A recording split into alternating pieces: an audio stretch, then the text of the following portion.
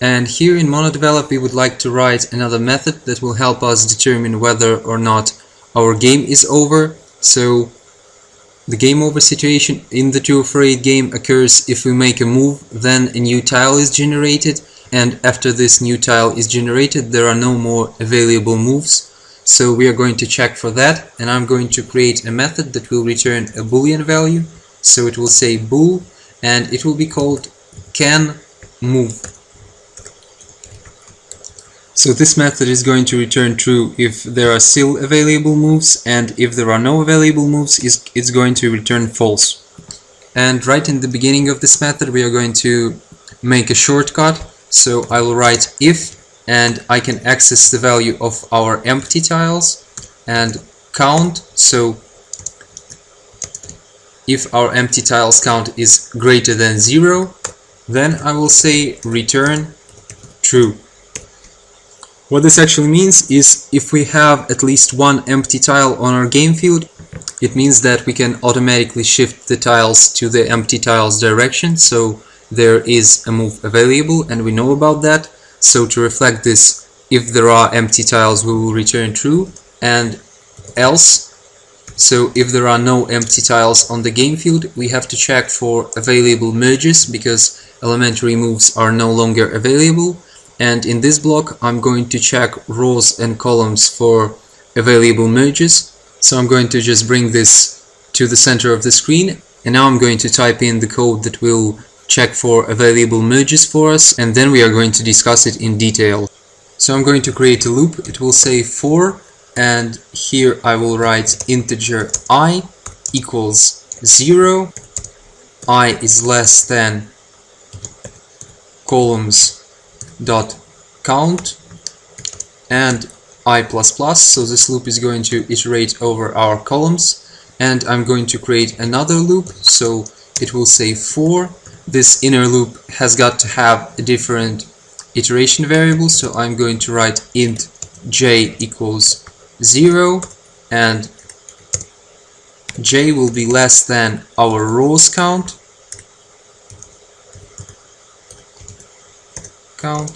and I would like to add -1 here because we are going to compare two tiles with indexes j and j+1, so we don't want to overflow the indexes of our array. And I will write here j++, and here in this for loop I'm going to create an if statement, and in this if statement I'm going to check if two consecutive tiles in the column with index I will have the same number value. This will mean that we have a merge available, and then our canMove method should return true. So I will write if all tiles with the indexes j, I dot number is equal to all tiles with the index j+1, I dot number. So if the numbers of these two tiles are equal, then we should return true. So this is the case that checks for available merges in our columns. I'm going to write a comment here that will say check columns,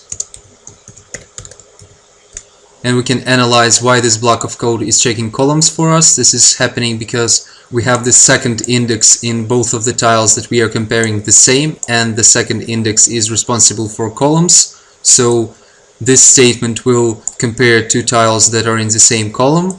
And now I'm going to write a similar piece of code for rows. So I'm going to select all this, and I will hit Ctrl+C and paste it right here.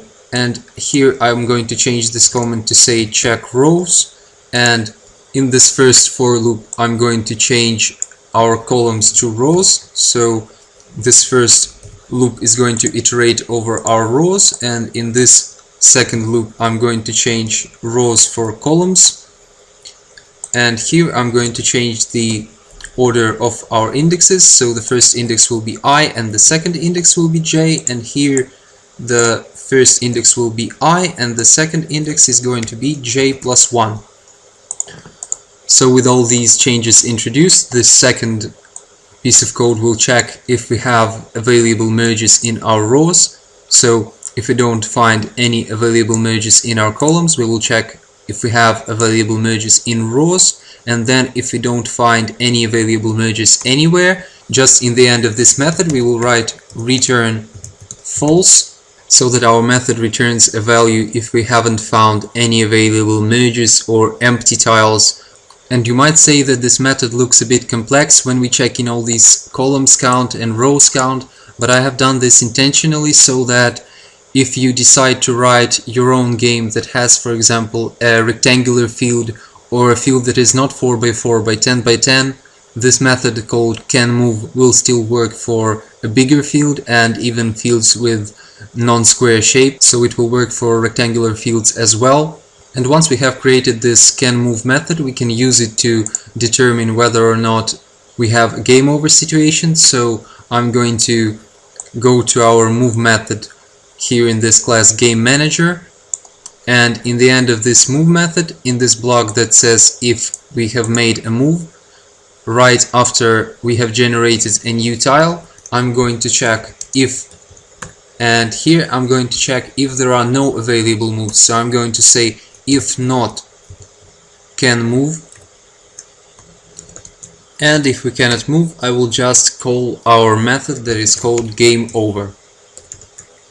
So now that I have done all that, I can go to File and hit Save, and I can go to Unity to test all the functionality that we have added.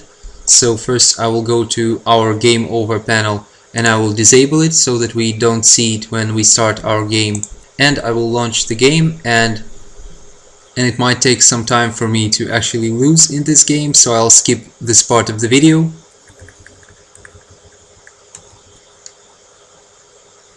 So there we go, I have just made my last turn and I have lost, and it currently says game over, your score is 2292, and we can see that I have the same score shown in this score HUD in the background. And currently I cannot do anything, so my arrows no longer work and I can only hit this button that's called continue, and if I hit continue a new game will be started for me, so my scene will be reloaded. But now I have this huge high score that I have scored in my last game. And in the next video, even though these situations will happen rather rare, we will design a U1 screen and we will display it when the user gets to the 2/8 tile. And it will be rather difficult to show you how I get to the 2/8 tile, because I have never done that myself, but I will show you a trick that will help us test this winning feature. So thank you for watching and see you in the next video.